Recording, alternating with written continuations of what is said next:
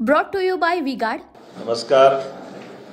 मैं लोकसभा चुनाव के परिप्रेक्ष्य में आज मध्य प्रदेश की धरती से चल करके महाराज शिवाजी की धरती पर इस लोकसभा चुनाव में हमारी अपनी भी थोड़ी हिस्सेदारी हो इस भाव से आया हूं। मुझे इस बात की प्रसन्नता है कि महाराष्ट्र चुनाव में महाराष्ट्र के प्रदेश अध्यक्ष माननीय आशीष जी, माननीय प्रभारी दिनेश जी, हमारे सभी पदाधिकारी और जो मेरी जानकारी में है कि हमारी जो सरकार है अपने कामों के बलबूते पर यशस्वी प्रधानमंत्री के नेतृत्व में डबल इंजन की सरकार जिस प्रकार से काम करना चाहिए वो द्रुत गति से काम करते हुए दिखाई दे रही है। मैं आश्चर्यचकित तो तब हुआ, आनंद भी आया मुझे।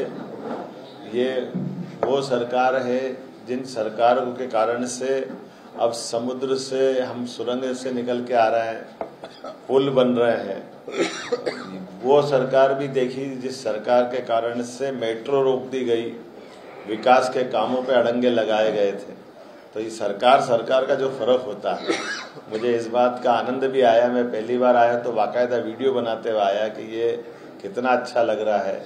नीचे पानी, ऊपर पानी, लेकिन बीच में कोई पानी नहीं, बीच में जिंदगानी। ये जो एहसास हमको है, इसका आनंद हमको होता है कि ये लगता है कि जब मैं टूरिज्म का चेयरमैन था उधर जर्मनी, ऑस्ट्रेलिया, तब मुझे मज़ा आता था कि ये कोई ऐसा होता है कि समुद्र के अंदर सुरंग बना के रास्ते बन जाए। लेकिन हाँ, हम अब कह सकते हैं यशस्वी प्रधानमंत्री जो कहते हैं वो करके दिखाते हैं। और ये हमारे निर्णयों से न केवल विकास की गतिविधि आगे बढ़ती है बल्कि देश का मान सम्मान भी बढ़ता है। मैं तो और सौभाग्यशाली हूँ महाराष्ट्र की धरती को इसलिए नमन करता हूँ कि महाराज शिवाजी ने एक सपना देखा था हिंदवी साम्राज्य का, और उसका परिणाम ये रहा कि उज्जैन के सारे मंदिर जो 1235 में ध्वस्त हुए थे, हमारे स्कंद पुराण के अवंती खंड के हिसाब से सारे मंदिरों का जीर्णोद्धार महाराज सिंधिया जी के समय, राणोजी सिंधिया जी के समय हुआ है।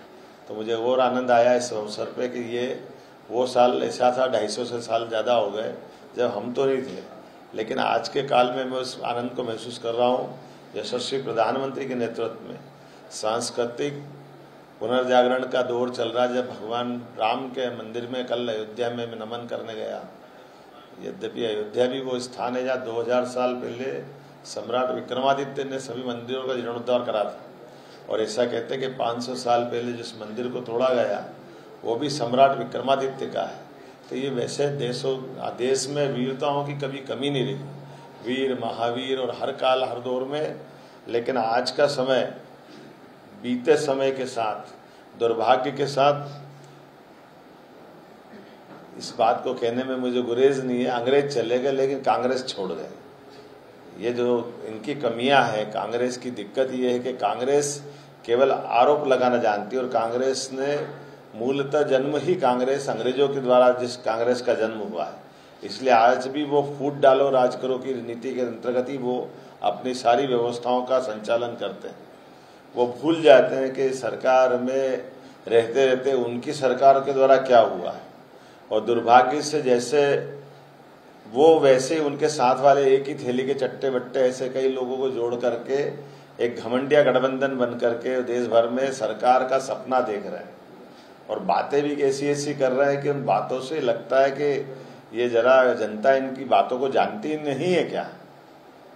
जैसे कल साहबजादे जी ने अमेठी में एक अपना भाषण दिया और भाषण में बोला कि मैं मेरे पापा के साथ 42 साल पहले आया था, तो जब देखा था तो यहाँ सड़क नहीं थी, यहाँ कोई विकास का काम नहीं था, 12 साल की उम्र थी मेरी, और अब ये सब हो गया। तो मैं ये मन में सोच रहा था कि अमेठी में 12 साल पहले आप आए, आप भूल गए कि आपके दादाजी भी वहीं सांसद रहे, तो फिर ये गलती किसकी बता रहा हो।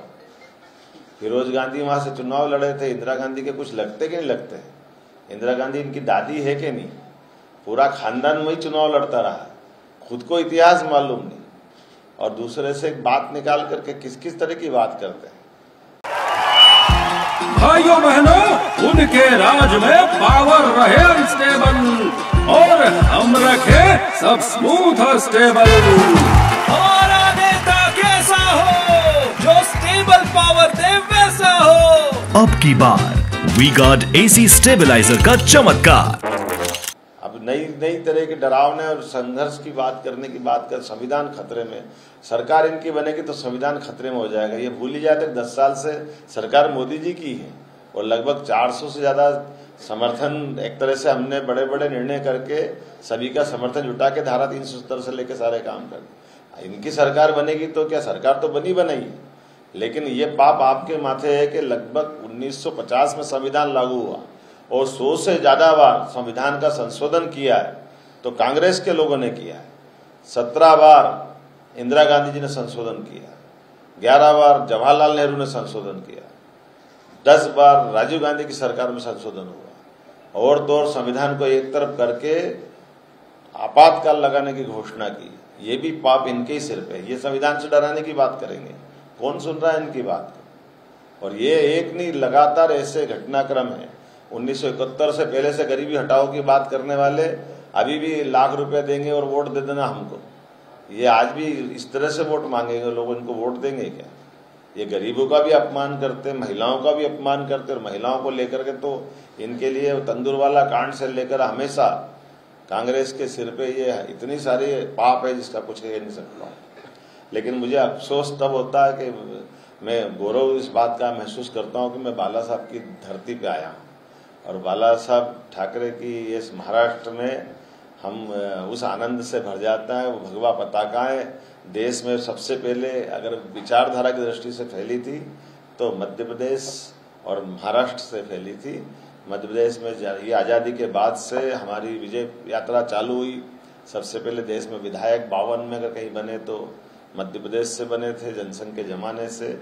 और भी बाकी भी राज्यों के साथ साथ मध्य प्रदेश में, जैसे मैंने कहा कि अगर हमारे मंदिर तोड़े गए, ये इतिहास भी है, तो मंदिरों का नया निर्माण चालू हुआ 250 साल पहले महाराज शिवाजी के समय से आज तक का भी समय है। और देवस्थानों के कारण से वर्तमान के दौर में सबसे ज्यादा कष्ट किसी को हो रहा है तो कांग्रेस और कांग्रेस के साथ वालों को हो रहा है। बड़ा दुख होता है कि एक तरफ बम गिराने वालों का लोग चरित्र जान रहे हैं और एक बम गिराने वालों का समर्थन लेके नकली शिवसेना सामने आ रही है।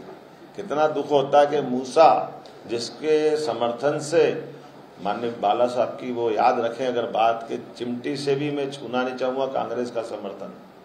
तो ये कांग्रेस का समर्थन लेकर के जिस ढंग का वातावरण बना है, मैं आप सब, चूंकि मीडिया बंधु यहाँ मौजूद है, आपके माध्यम से, यद्यपि आखिरी दिन है लेकिन ये मेरे भाव तो पहुंचे ही सकता हूँ।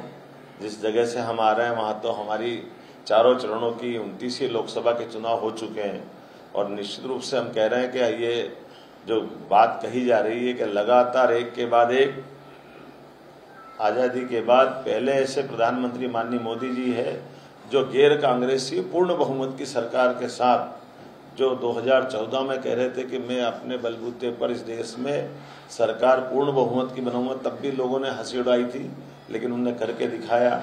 और 2014 की घोषणा के बाद आतंकवाद पे काबू पाया। 2019 में जो उन्होंने कहा था कि फिर सरकार बनानी है और ये कलंकित धारा 370 से लेकर के देश में सांस्कृतिक अनुष्ठान का पर्व चलना चाहिए। हम सब गवाह इस बात के कि चाहे भगवान राम के 5 साल के अंदर का फैसला सुप्रीम कोर्ट के आने के बाद से लगा करके कोविड काल की कठिन चुनौतियों से लगाकर सारे मसलों पे एक सरकार देशवासियों का कितना अच्छा ध्यान रखती है, इसके उत्कृष्ट उदाहरण भी हमारे सामने आए। और अब जब तीसरी बार आ रहा है तो मेरा तो और आनंद आता है जब भगवान राम आनंद से मुस्कुरा रहा है। अयोध्या में महाकाल के महालोक में आनंद छाया है तो गोपाल कृष्ण क्यों सुने रहेंगे। हम तो उम्मीद कर रहे हैं कि जमुना जी के कृष्ण कन्हैया वो भी मुस्कुराए। और ये जो चुनाव है हम तो इसीलिए याद कर रहे हैं कि 2024 का चुनाव ये गोपाल कृष्ण के मुस्कुराने का है। हम जिस बात के लिए जाने जाते हैं, अभी कभी कोई लोग ये कहते हैं कि आप ऐसा क्यों कहते हो। अरे भाई, हम धर्म की बात नहीं कहेंगे तो अधर्म की बात कहेंगे क्या? हमको क्यों नहीं कहना चाहिए? जिस कारण से देश की दुनिया में पहचान है, भारत के लोग दुनिया में कहीं चले जाए और अपने देश का नाम न बताए और लोग पूछे कहाँ से आए तो राम और कृष्ण की धरती से बता दें तो अपने आप समझ में आ जाएगा कि भारत से आए। तो जिस पे हमको गर्व गौरव है उसके बारे में क्या संकोच करना। तो मुझे लगता है कि मैंने अपनी बात संक्षेप में कही है। वैसे तो आप सब समझदार हैं, आखिरी दौर के चुनाव के इस परिप्रेक्ष्य में मेरी बातों को आपके माध्यम से आप सही अर्थ में पहुंचाएंगे, ये आपसे अपेक्षा करता हूं। और मैं उम्मीद करता हूं कि आज का ये दौरा आपके माध्यम से भाजपा के लिए मैं गिलहरी की तरह अपना योगदान भगवान राम के काल में राम सेतु बनाने में जिस प्रकार से दिया था, इस तरह से अपना भी योगदान देने आया हूं। बहुत बहुत धन्यवाद। कल केजरीवाल महाराष्ट्र में थे, मुंबई में थे केजरीवाल। जिस तरह से जेल से बाहर आए हैं, वो लगातार ये कह रहे हैं कि जैसे ही एनडीए की सरकार बन जाएगी तो बीजेपी जितने भी अपोजिशन के नेता हैं सभी को जेल में डाल देंगे। कहीं ना कहीं सिंपैथी गेन करने वो जिनसे वो भूल गए केजरीवाल जी, जिनसे वो साथ में गठबंधन करके लड़ रहे हैं, सबको जेल में डालने का अपोजिशन का रिकॉर्ड तो कांग्रेस का है। 77 में किसने 74 में इमरजेंसी लगा करके बंद किसने किया था? आप उदाहरण बता दो मोदी जी का कि उनके अपने शासनकाल में किसी इस तरह से आपातकाल कभी हमारी सरकार अटल जी की सरकार में लगाया या मोदी जी की सरकार में लगाया? तो उल्टा चोर कोतवाल को डांटे, करने वालों के साथ वो घूम रहे और हमसे पूछ रहे हैं। आपने उनसे पूछे जिनके साथ घूम रहे हैं।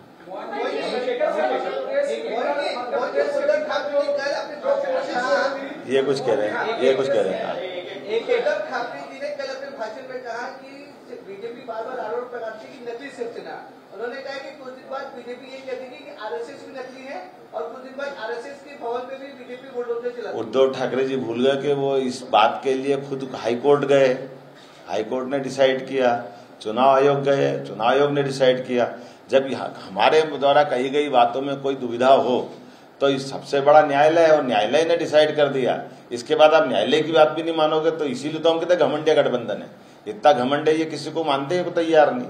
ये कोर्ट को नहीं माने, चुनाव आयोग को नहीं माने तो मानेंगे किसके? अपने मेरा ही कहना इतनी बात में पूरी बात हो जाएगी ना। वो किसी बात कह रहे हैं, उनको समझना चाहिए ना किसके लिए बात कह रहे हैं। जब हाईकोर्ट ने डिसाइड कर दिया, आप हाईकोर्ट पे प्रश्न उठा रहे हो, आप सुप्रीम कोर्ट तक गए, फैसले का इंतजार करो। जब सुप्रीम कोर्ट डिसाइड कर दे उसके बाद देखना। आप चुनाव के लिए उन ऐसे राष्ट्रवादी संगठन को ला रहे हो जिसका चुनाव से कोई लेने देना नहीं। वो तो हिंदुत्व की बात कर रहा था और हम तो इस बात का गर्व है कि हम सब संघ के स्वयंसेवक हैं। लेकिन मुझे इस बात का भी दुख है कि जिस ढंग से वर्तमान के माहौल के अंदर बाला साहब ठाकरे के माध्यम से जो संघ की पहचान थी, आरएसएस की पहचान के साथ शिवसेना ने और 2 कदम आगे बढ़ के अपनी पहचान बनाई थी। मैं तो उज्जवल निकम के मामले में जो उनकी पार्टी टिप्पणी कर रही है, इससे डूब मरना चाहिए उनको। ये समुद्र कम पड़ जाएगा, इतनी गहराई है इसकी, लेकिन उनकी बात की गहराई उतनी ज्यादा जा रही है। किसी आतंकवादी का समर्थन लेकर के बाबा साहब की आत्मा ऊपर से देख रही है और ये पूरे शिवसेना को सोचने का विषय, नकली शिवसेना को माफी मांगे कि उनने गलत मार्ग पकड़ लिया। चुनाव हारना जीतना अलग बात है, लेकिन देश बड़ा होता है, देश के विचार बड़े होते हैं। उनका बैकअप सिर्फ कल तक और हमारा चांद तक। हमारा नेता कैसा हो जो नॉन स्टॉप बैकअप दे वैसा हो। अब की बार वी गॉट इन्वर्टर बैटरी का चमत्कार। मोहन जी मध्य प्रदेश के भीतर जो माहौल बनाने की कोशिश चुनाव में हुई थी कि बीजेपी कहीं न कहीं हार रही है, करप्शन और ये सारी चीजें, वैसे ही एक मुहावरा बहुत अच्छा है, नए बाल कितने ठेर अभी सामने आते हैं। अभी जरा देख लेना, ये आ रहा 4 जून के तरीके क्या फर्क पड़ रहा है। 4 चरण हो गए हमारे, अब कोई चुनाव बचे नहीं, ना कोई कम ज्यादा कर सकते हैं। हमारा ट्रैक रिकॉर्ड इतना बढ़िया है कि वो हर बार 14 में 27, 19 में 28, अब ये आ गया 3रा चुनाव। तो अब आप अपने आप गिनती कर लेना। लेकिन जिस तरीके से महाराष्ट्र के भीतर अभी तो विषय खत्म हो गया ना, आप दूसरों का नंबर जान दो नहीं बचा। ये किसी का बहन जी क्या कह रही, इनके सुन ले। हाँ,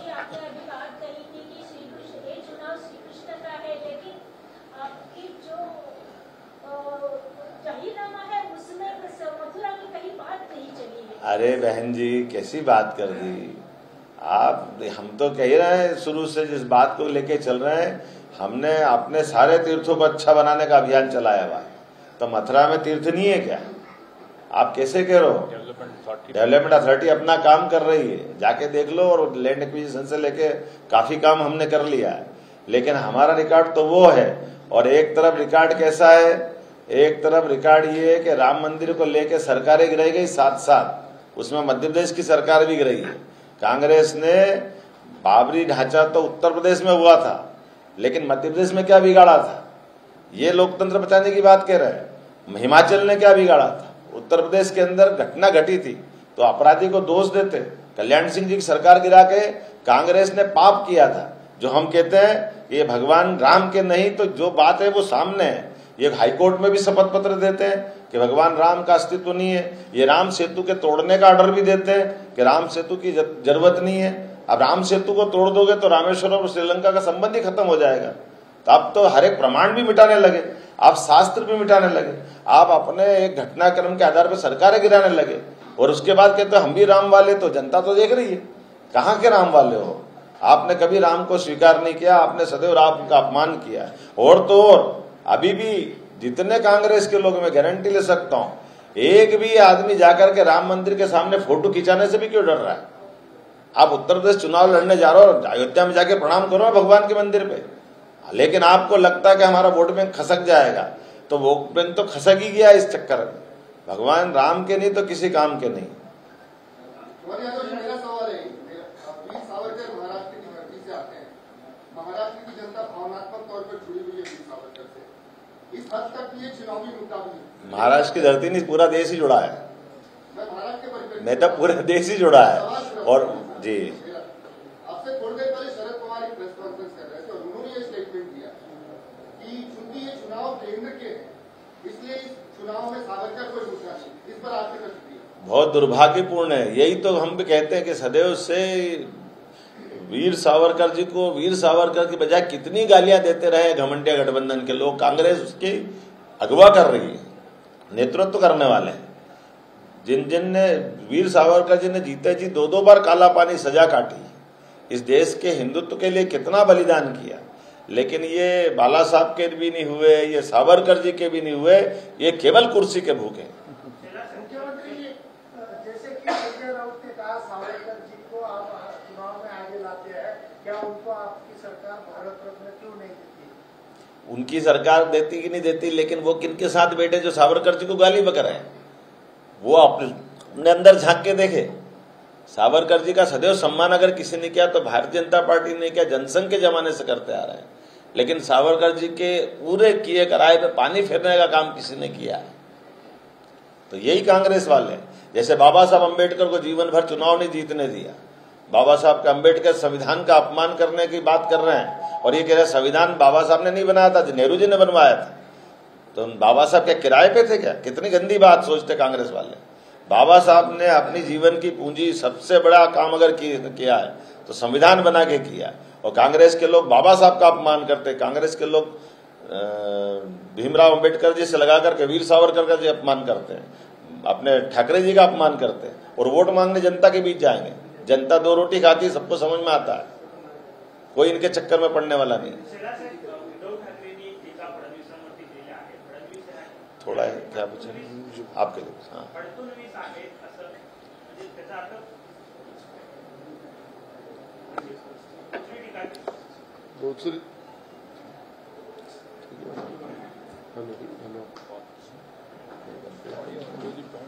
मला वाटतं की उद्धव ठाकरेजींचं मानसिक संतुलन पूर्णपणे ढासळलंय।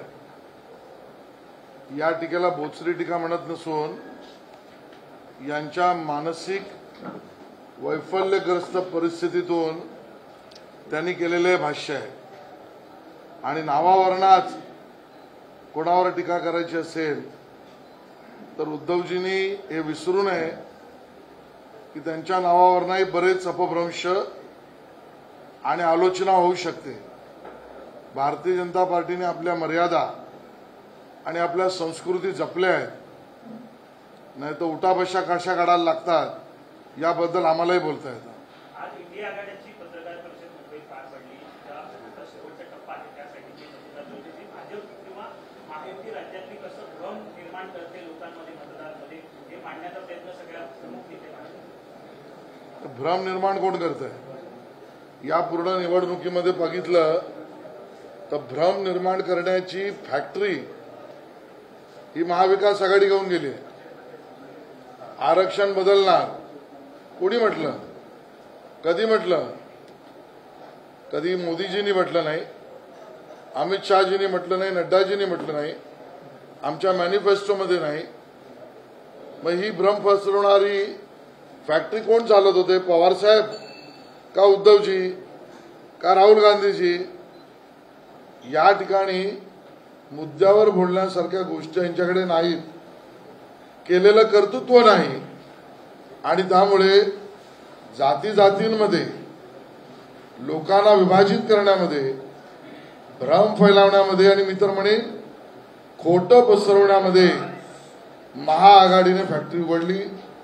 पण लोक आणि जनता आणि मतदार हुशार आहे आणि हुशारीने चोखंदळपणे ते माननीय मोदीजींच्या मागे उभे राहतील. अरे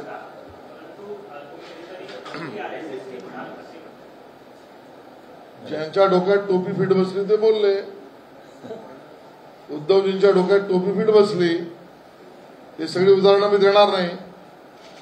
आणि राष्ट्रीय स्वयंसेवक संघावर उद्धवजी तुम्ही टीका केली आहे, संघाच्या टोपीवर तुम्ही टीका केली आहे, संघाच्या भूमिकांवर तुम्ही टीका केली आहे आणि त्यामुळे या देशातील राष्ट्रभक्त मतदार संघाचा निवडणुकीशी काही संबंध नसताना त्याच्यावर टीका करून मत मिळवण्याचा प्रयत्न हे एका हिरवी चादर खुश करण्यासाठी तुम्ही करताय, हे उघड्या डोळ्याने पाहतोय आणि मतदानामध्ये रोष दिसेल. उद्धव ठाकरेजी इतका निवडणुकीतला घाबरट पळपुटा माणूस मी पाहिला नाही. अगोदर यांनी बोंबाबोंब केली ईव्हीएम मशीनवर. ईव्हीएम मशीनचा विषय संपला तर ज्या भागामध्ये निवडणुका मतदान झालं तिथल्या टक्केवारीवर, मग हे लोक गेले सुप्रीम कोर्टात ईव्हीएम मशीन बदला हे सांगण्यावर आणि आता आले वोटाच्या शाईवर. याचा अर्थ स्पष्ट आहे, निवडणुकीतला पराभव यांना स्पष्ट दिसतोय आणि त्याचमुळे अशी बेतूक विधानं आणि आरोप त्या ठिकाणी उद्धवजी करतायत. उद्धवजी असा निवडणुकीतला पळपुटेपणा बरा नव्हे.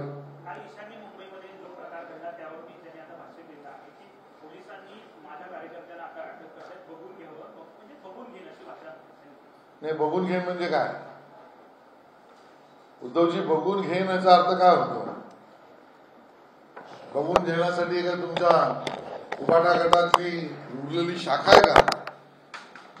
आणि म्हणून या भाषा बरोबर नाही आणि उत्तर द्यायचं झालं तर या भाषेतनं आम्ही देऊ. पोलिसांनी आपलं काम करावं आणि चोर मचाए शोर या पद्धतीचा कारभार उद्धवजींचा चालू आहे.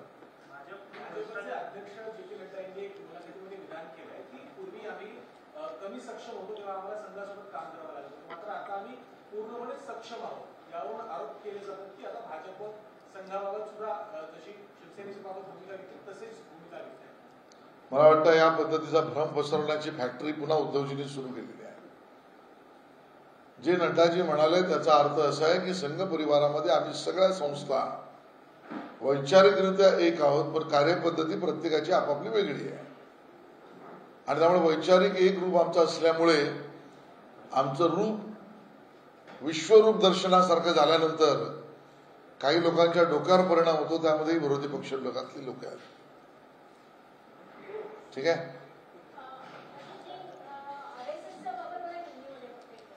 काय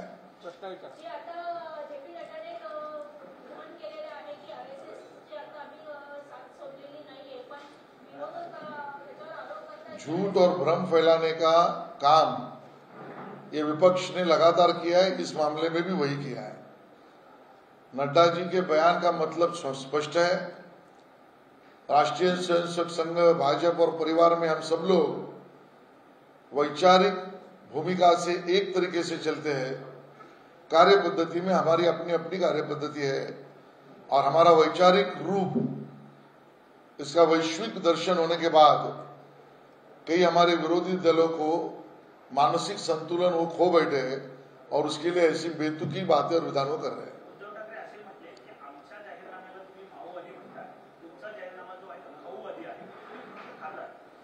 मला वाटतं उद्धवजींनी काँग्रेसचा जाहीरनामा स्वीकारला हे यातना पहिल्यांदा स्पष्ट होते. काल परवापर्यंत उद्धवजी म्हणत होते की मी माझा जाहीरनामा वेगळा काढीन, तो काढलाही. आता जो काँग्रेसचा जाहीरनामा माओवादी आहे असं भारतीय जनता पार्टीने म्हटल्यावर जर उद्धवजी म्हणत असतील आमच्या जाहीरनाम्याला माओवादी म्हणतात, याचा अर्थ उद्धवजींनी काँग्रेसचा जाहीरनामा आपणवलाय, तो त्या ठिकाणी आपला आहे सांगितलंय. म्हणून उद्धवजींनी स्पष्ट करावं 370 कलम काढण्यासाठी काँग्रेसला तुमचं समर्थन काय. उद्धवजींनी स्पष्ट करावं त्या ठिकाणी आमच्या बचत, आमची असलेली वेल्थ याच्यावर डोळा ठेवून सर्वे करून ती जप्त करून मायनॉरिटीजला वाटणं या काँग्रेसच्या भूमिकेशी तुमचं समर्थन काय. आणि म्हणून उद्धवजी माओवाद्यांच्या या जाहीरनाम्याला आपणवत असतील तर मला वाटतं महाराष्ट्र अशा जाहीरनाम्याला आपणवणाऱ्या उद्धवजींना तडीपार करेल असं माझं मत आहे. Brought to you by V-Guard.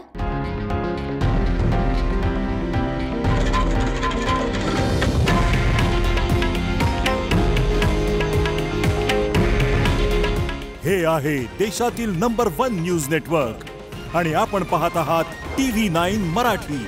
काळजी तुमची, हित महाराष्ट्राचं.